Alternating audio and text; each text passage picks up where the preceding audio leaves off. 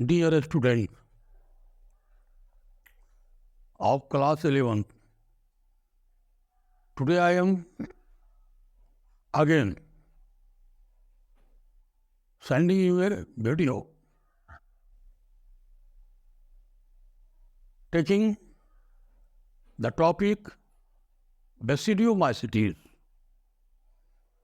As I told you previously, the fungi can be divided into the 4 classes as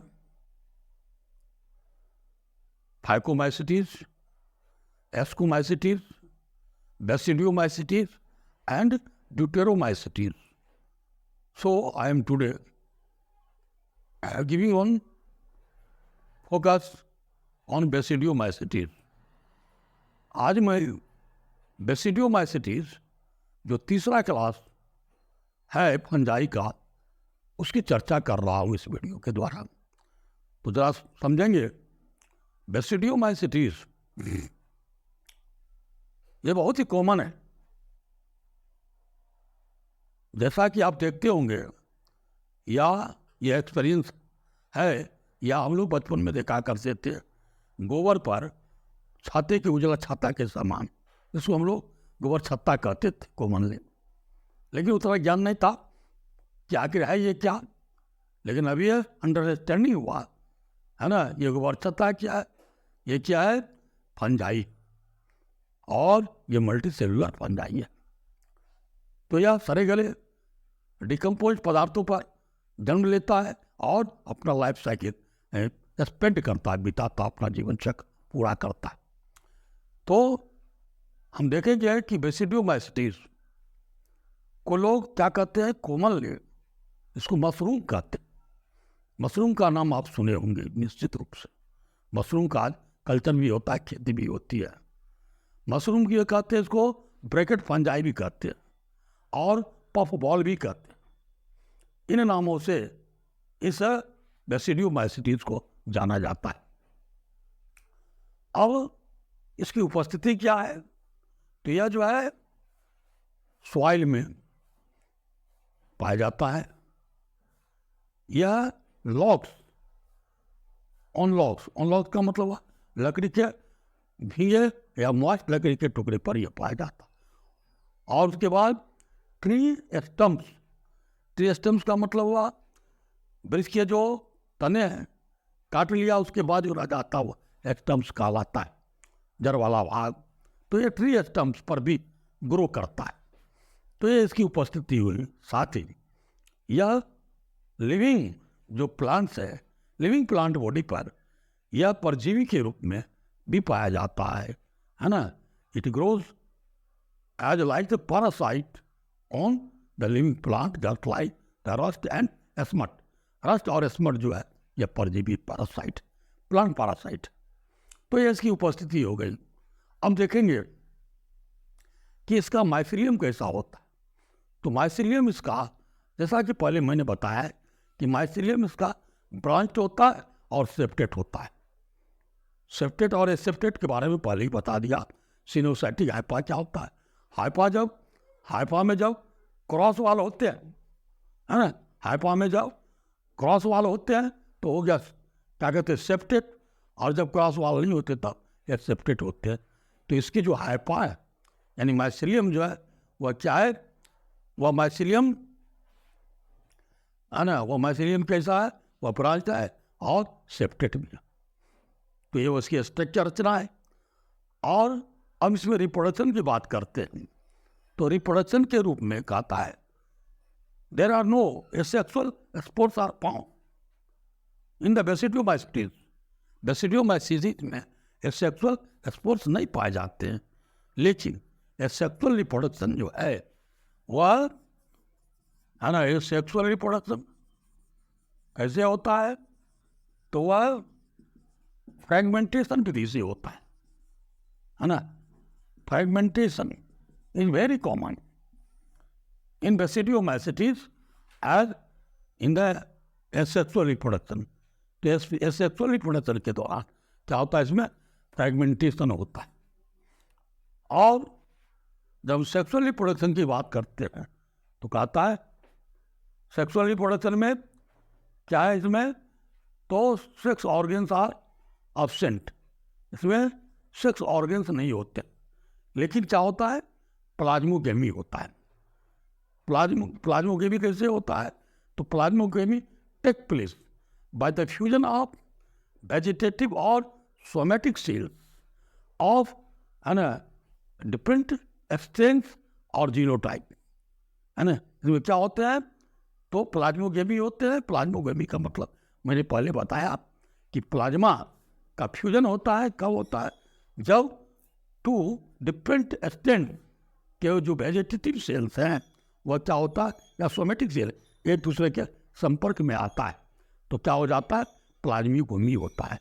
और plasmogamy होने के बाद कौन सी रचना बनता है, तो वह एक डाई, है ना, डाइकैरियोटिक स्टेज आता है, या रचना बनती है, डाइकैरियोटिक रचना बनती है। और ये डाइकैरियोटिक रचना जो है लेटर क्या होता है, बेसिडियम बनाता है ना। ये क्या बन जाता है, बेसिडियम बन जाता है। और पूरा इस बेसिडियम का क्या होता है, कहता है कि बेसिडियम का, है ना, कैरियोगेमी होता है, कैरियोगेमी और meiosis take place in basidium. Basidium में क्या होता है, कैरियोगेमी और मियोसिस होता है।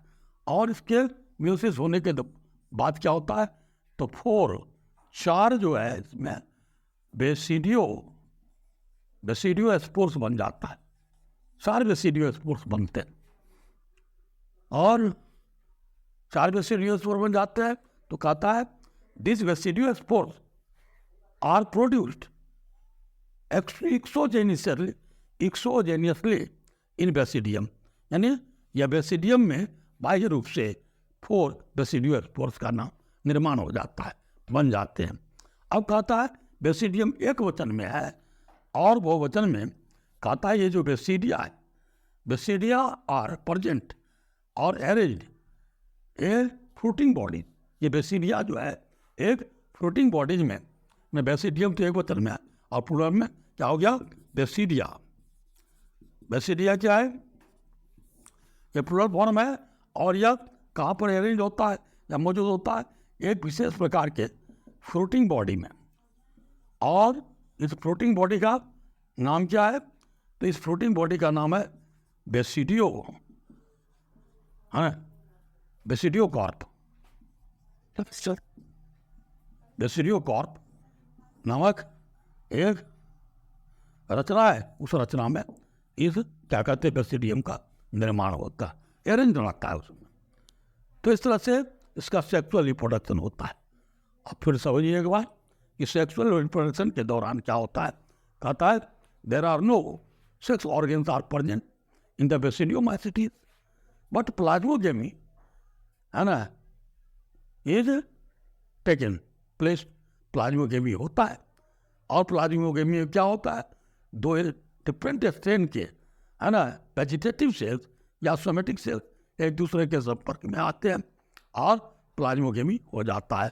और प्लाज्मोगेमी के होने के पश्चात क्या होता है, डाइकैरियोटिक फेज बनता है। और वो डाइकैरियोटिक फेज जो है स्ट्रक्चर, वह क्या होता है, अंत में बेसिडियम में बदल जाता है। और ये बेसिडियम में जब क्या होता है, मियोटिक डिवीजन होता है या कैरियोगेमी होता है, तो फिर क्या होता है ना, कैरियोगेमी होने के बाद और फिर मियोसिस होने के बाद जो है यह, है ना, 4 बेसिडियो स्पोर्स का निर्माण करता है। कैसे, तो एक्सोजीनियसली बाई रूप में। और ये सभी बेसिडिया एक विशेष प्रकार के फ्रूटिंग बॉडीज में होते हैं, जिस फ्रूटिंग बॉडीज का नाम क्या है, बेसिडियो कार्प। तो इस तरह से इसका सेक्सुअल रिप्रोडक्शन हो जाता है। अब इसके उदाहरण में हम देखेंगे कि इसके उदाहरण में आता है, एग्जाम्पल में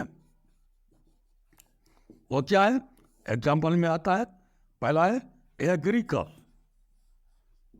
एग्रीकस जिसको मशरूम कहते, इसी एग्रीकस को मशरूम कहते। और एक हो गया और दूसरा है ऑस्टिलेगो। ऑस्टिलेगो ये हो गया रस्ट। और तीसरा है वह है पक्सीनिया, जिसको एस्मट कहते हैं। तो ये इसका 3 एग्जाम्पल हो गया। अब आप देखे होंगे इसकी रचना को आप कैसा छाते के रूप में, है ना। मान लो इसका ये हाइफा है, आइस के ऊपर में ये गोलाकार इस तरह की रचना बनता है, और ये रचना इस तरह से ये बना रहता है।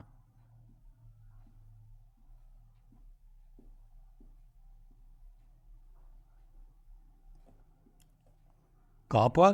तो ये डिकम्पोज है ना, में ये जो है रचना यही किसका है? तो ये एग्रीकस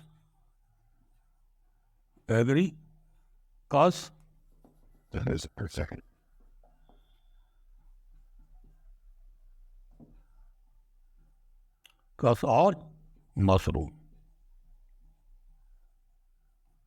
इनका ये हो गया। तो इस तरह से आप बेसिडियोमाइसीटीज को, है ना, आपने सुना और इसके बारे में अपनी जानकारी प्राप्त की। तो आज वो बेसिडियोमाइसीटीज को मैंने बताया। अब अगले दिन अब एक रह गया इस फंजाई में, वो है डिट्रोमाइसीटीज। उसको हम अगले वीडियो में बताएंगे। तब तक आप इस वीडियो को देखिए, निश्चित रूप से देखिए। ज्ञान का भंडार होना चाहिए, स्टोरेज होना चाहिए। जिसके पास में ज्ञान का स्टोरेज है वही कुछ विद्वान बन सकता है और कुछ कर सकता है। इस हैसियत से और फिर परीक्षा और कमीशन के दृष्टिकोण से भी आप इस वीडियो को जरूर देखिए, इसको लाइक कीजिए और मेरे इस चैनल को आप निश्चित सब्सक्राइब कीजिए। धन्यवाद।